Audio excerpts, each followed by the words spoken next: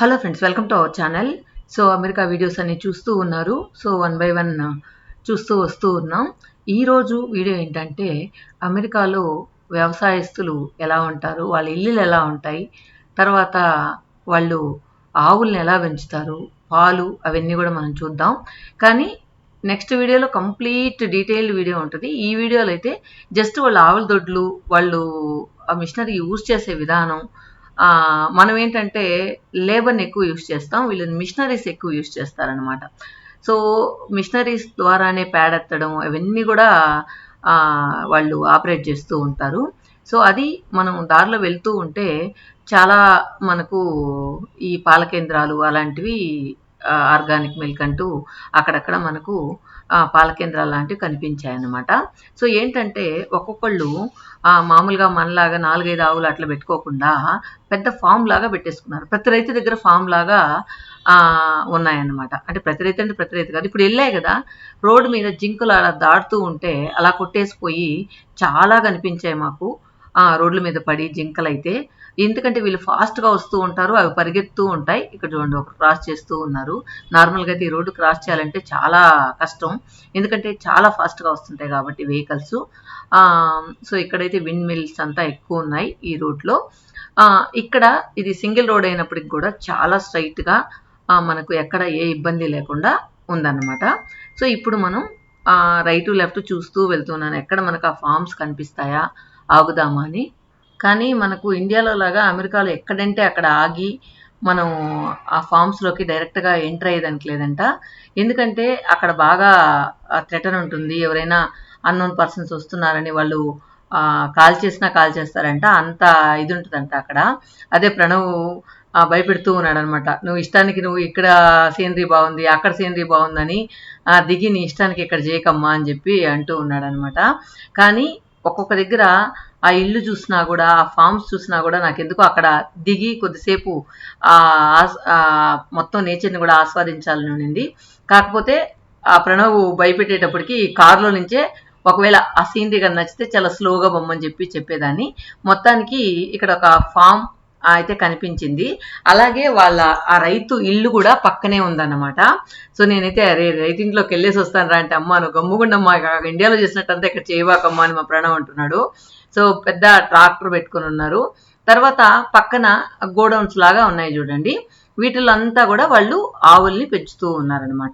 So ఇక్కడ ఏంటంటే వీళ్ళు పాల డైరీకి పాలు పంపిస్తారు, లేదంటే కొన్ని దగ్గరలో అయితే వీళ్ళే ఒక డైరీ లాగా పెట్టుకొని అక్కడి నుంచి మనం ఎవరైనా నార్మల్ పీపుల్ కూడా వెళ్ళి, అంటే హోల్సేల్గా కాకుండా మనకు 1 లీటర్ 2 లీటర్లు అట్లా కావాల్సిన వాళ్ళు కూడా ఒక గ్యాలెన్ అంటారు అనమాట, ఒక క్యాన్లో 4-5 లీటర్స్ అలా ఉంటుంది, అలాంటిది మనం తీసుకోవచ్చు అన్నమాట.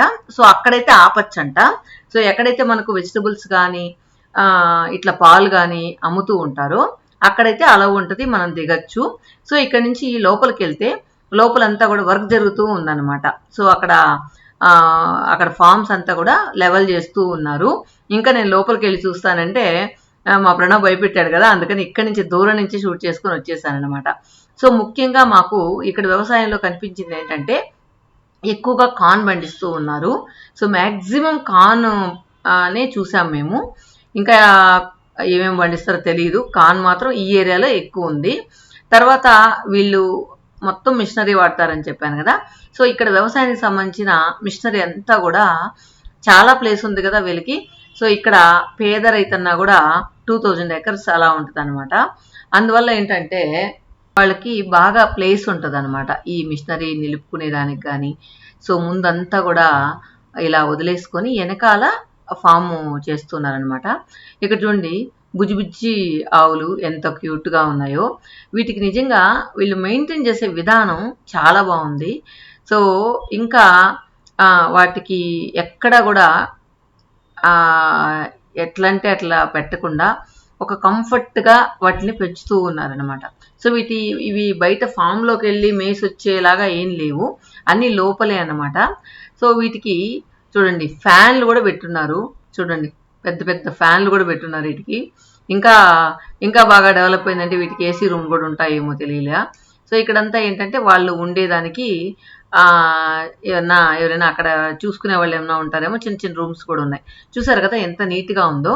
దీనికి ఒక బుల్లి జేసీపీ ఉందన్నమాట. చూసారా, ఈ జేసీపీతో ఆ పేడంతా కూడా నెట్టుకొని లోపల దోసేదానికి అక్కడ ఒక హోల్ లాగా ఉంటుంది. అక్కడి నుంచి వాళ్ళు పేడ కలెక్ట్ చేసుకుంటారు. ఇంకొకటి ఏంటంటే, ఈ ఆవులన్నీ కూడా బాగా ట్రైన్ అయ్యి ఉన్నాయి అనిపిస్తుంది. ఎందుకంటే పేడ ఎక్కడంటే అక్కడ వేయకుండా అక్కడ ఒక గాడి లాగా వేస్తున్నారు. ఆ గాడిలోనే ఆ పేడంతా వేస్తున్నాయి. తర్వాత మేత మేసేదానికి ఒక కౌంటర్ లాగా ఉంది, దానిలో గడ్డంతా వేస్తున్నారు. తర్వాత ఇవి పడుకోవడానికి తనిగా ఉన్నాయన్నమాట. ఇవేంటో ఈ పేపర్లంతా కూడా ఏం చేస్తారో తెలియలేదు, అంతా బండిల్గా అక్కడ కట్టి పెట్టున్నారు. సో ఇక్కడ ఏముందో చూద్దాం. ఇది ఒక పెద్ద గోడౌన్ లాగా ఉంది. దీనిలో ఏమైనా స్టోరేజ్ చేస్తారా ఏంటి అనేది అర్థం కాలేదు. సో లోపలికి వెళ్ళి చూద్దామని వెళ్తూ ఉన్నాను. సో ఇక్కడ కూడా ఫ్యాన్స్ పెట్టున్నాయి. ఇక్కడ కూడా కొన్ని ఆవులు ఉన్నట్లు ఉన్నాయి. ప్రజెంట్ అయితే మేము వెళ్ళినప్పుడు ఇక్కడంతా మాకు ఆవులు కనిపించలేదు. పైన రూఫ్ చూడండి, మొత్తం కూడా వుడ్తో చేసిన రూఫ్ అనమాట.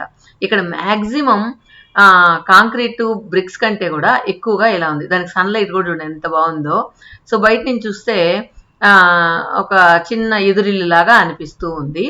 తర్వాత ఇక్కడంతా కూడా నేను ఇందాక చెప్పాను కదా, పేడంతా ఇలా హోల్ లాగా ఉంటుంది, దీనిలో తోసేస్తారని.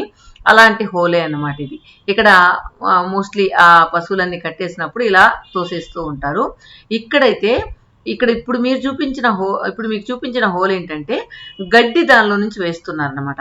అంటే ఇక్కడ నుంచి క్యారీ చేసి అంత దూరం వెళ్లకుండా కింద ఉన్న వాటికి పైనుంచి మేత వేసేసేదానికి వీలుగా ఉంది. ఇక్కడ చూడండి, గడ్డి కూడా ఏంటంటే బండిల్గా ఇట్లా పెట్టున్నారు. ఇప్పుడు మన ఇండియాలో కూడా ఇలా వచ్చేసింది అనుకోండి, మిషన్తో కోతకు వస్తే మాత్రం ఇలానే ఉంటుంది.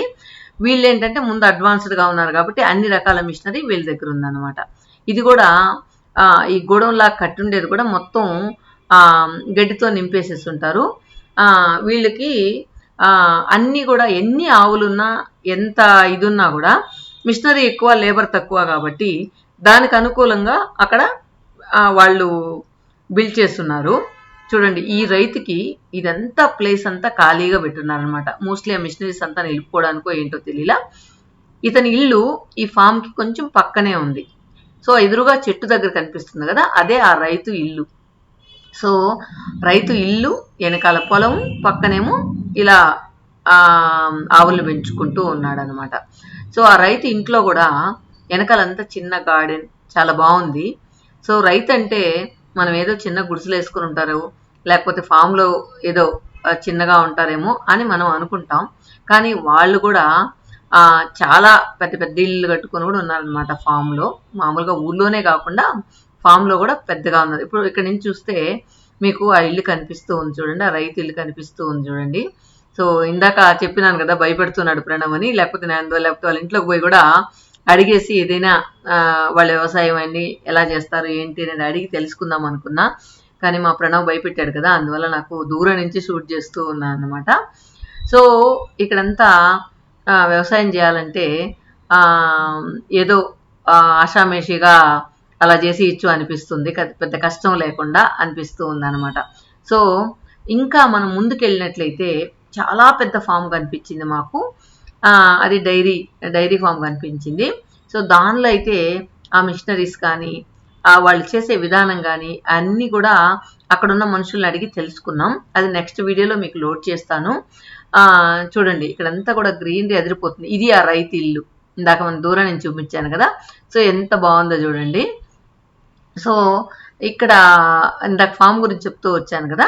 సో వీళ్ళదైతే చిన్న ఫామ్ అనమాట. మోస్ట్లీ వీళ్ళ దగ్గర ఒక 40-50 ఆవులు ఉన్నట్టు ఉన్నాయి, అంతకంటే ఎక్కువ కనిపించలేదు మనకు. ఇప్పుడు మనం వెళ్తూ ఉన్నది 1000 ఆవులు ఉన్నాయన్నమాట. సో 1000 ఆవులు నార్మల్గా మనం ఇండియాలో అయితే మార్నింగ్ ఒకసారి, ఈవినింగ్ ఒకసారి పాలు పిండుతాము. కానీ వీళ్ళైతే 3 times తీస్తారంట పాలు. ఆ 3 times కూడా ఒక్క లేబర్ మాత్రమే అక్కడ ఉన్నారు. ఒక్కొక్క దానికి మిషన్ తగిలిచ్చేసి కలెక్ట్ చేస్తూ ఉంటాడు అనమాట. సో డే అంతా కూడా 3 times కలెక్ట్ చేయడం వల్ల వీళ్ళకి మిల్క్ కూడా ఎక్కువగా, ప్రొడక్షన్ కూడా ఎక్కువ వస్తూ ఉంది. ఓకే ఫ్రెండ్స్, ఆ వీడియోనంతా డీటెయిల్డ్గా నెక్స్ట్ వీడియోలో చూద్దాం. Okay friends, thank you for watching.